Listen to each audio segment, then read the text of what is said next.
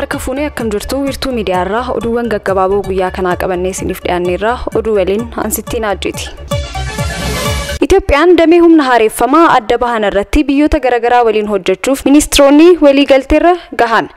Ministeera bishaanii fi enerjii Injiinar Habtaamuu Ittafaan yaa'ii jijjiirama qabeenya qilleensaa dhaabbata mootummoota gamtoomanii 28ffaa Dubaayitti gaggeeffamaa jiru irratti hirmaataa jiru. Walii galtee walta'iinsa irratti kan gahanis waltajjii walta'iinsa humna haareeffama Afrikaa Deenmaarkii fi Jarmaniin gaggeeffamu irratti Seeraaliyoon, Zimbabwee, Keeniyaa, Naamiibiyaa fi Ruwaandaa fa'aa waliin ta'uun akka ta'es ibsameera. Waltajjii walta'iinsa humna haareeffama Afrikaa irratti Injiinar Habtaamuu Ittafaan Itoophiyaan qabeenya enerjii qabdu irrattis ibsa kennaniiru.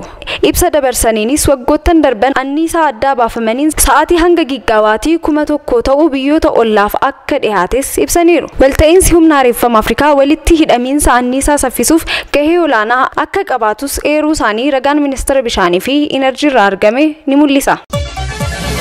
Kantiibaan bulchiinsa magaalaa Finfinnee Aadde Adaanach Abeebee fi ministeera hojii fi ogummaa Aadde Mufariyaat Kamiil warshaa buddeenaa daawwatan. Warshichi carraa hojii dubartootaaf uumuudhaan birattis oomisha qulqullina isaa eeggate dhiyeessaa jiraachuu Aadde Adaanach Abeebee gama miidiyaa hawaasummaa isaaniitiin ibsaniiru. Warshichi gabaa tasgabbeessuuf gahee olaanaa akka qabus Aadde Mufariyaat kan ibsan yoo ta'u, walitti hidhamiinsa gabaa cimaa uumuu irrattis kan hojjetan ta'us dubbataniiru.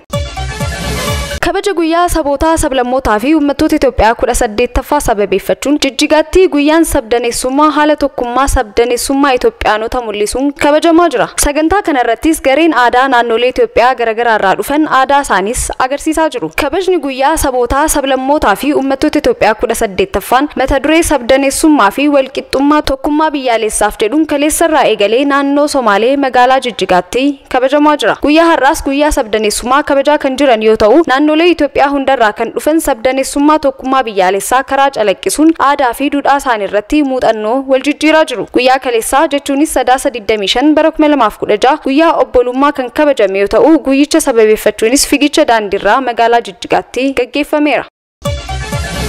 Ayyaanni Shawaalid hambaa addunyaa hin qabamne jedhamuun UNESCO irratti galmaa'e. Kanuma ilaalchisuunis bulchaan bulchiinsa naannoo Hararii obbo Oradiin Badrii ergaa baga gammaddanii dabarsaniiru. Harariin hambaalee lama UNESCO irratti galmeessisuun kutaalee biyyattii keessaa kan jalqabaa ta'uu ishees obbo Badriin himaniiru. Ayyaanni Shawaalid hambaa addunyaa hin qabamne shanaffaa ta'uunis UNESCO irratti galmaa'eera. Duudhaalee miidhagaa Itoophiyaan qabdu keessaa akkaataan kabaja Shawaalid hambaa addunyaa ta'uun galmaa'uunsaa baay'ina turistootaa akka dabalu taasisurra darbees biyyattii beeksisuuf kan gargaaru akka ta'es ibsameera. Mootummaan naannichaas hambaa addunyaa kan ta'e ayyaana Shawaalid eeguuf kutannoon akka hojjetu kan ibsan bulchaan bulchiinsa naannichaa hambaan kun UNESCO irratti akka galmaa'u qaamota gumaacha taasisanis galateeffataniiru.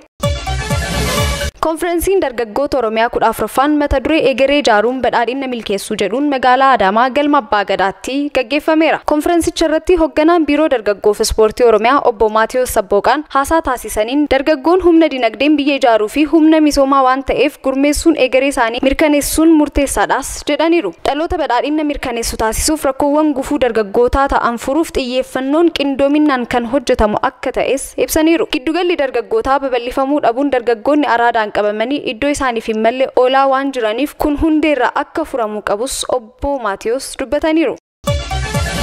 Paarkii biyyaalessaa gaarreen Baaleef lubbuusaa wareegama kan taasise dargaggoo Biniyaam Admaasuuf beekamtiin umrii guutuu kenname. Paarkiin biyyaalessaa gaarreen Baalee hambaa addunyaa ta'ee dhaabbiidhaan galmaa'uusaa sababeeffachuun sagantaan beekamtii Baalee Roobeetti gaggeeffameera. Sagantaa beekamtii fi paarkicha daran beeksisuu kaayyeeffate kana irrattis qooda fudhattoonni fi namoonni dhuunfaas beekamtii argataniiru. Kanneen saganticha irratti beekamtii argatan keessaas dargaggoo Biniyaam Admaasuuf beekamtiin addaa kennameera. Balaa ibiddaa paarkichatti mudateen bineensota paarkicha keessa jiraatan baraaruuf jecha bitootessa tokko bara 2007 lubbuusaa wareegama godhuusaa seenaan jireenya isaa ni ibsa. Dargaggoo Biniyaam wareegamus seenaan inni hojjete yeroo hunda dhalootaan ni yaadatama. Badhaasa umrii guutuu kan fudhatan abbaan dargaggoo Biniyaam obbo Admaasuu Qaccinee paarkiin ilmi koo lubbuu ofii qaalii kenneef beekamtii idil addunyaa argachuu isaatti gammachuun koo dachaadhaas jedhaniiru. Sagantaa beekamtii kana irratti kan argaman ambaasaadder Naasisee Caalii gootonni qabeenya uumamaa yeroo kamuu ni yaadatamus jedhaniiru. Hambaalee uumamaa fi namtolchee biyyaa kunuunsuun bu'aa biyyattiif akka oolan hunduu tumsuu akka qabus obbo Naasiseen dubbataniiru. Paarkiin biyyaalessaa gaarreen Baalee argama laggeen akka Waabee Shabalee Duumaal Yaadoot keessaa kan burqan yoo ta'u bineensota akka jeedala diimtuu gadamsa baddaa fi kanneen biroo kan badhaadhe ta'uunis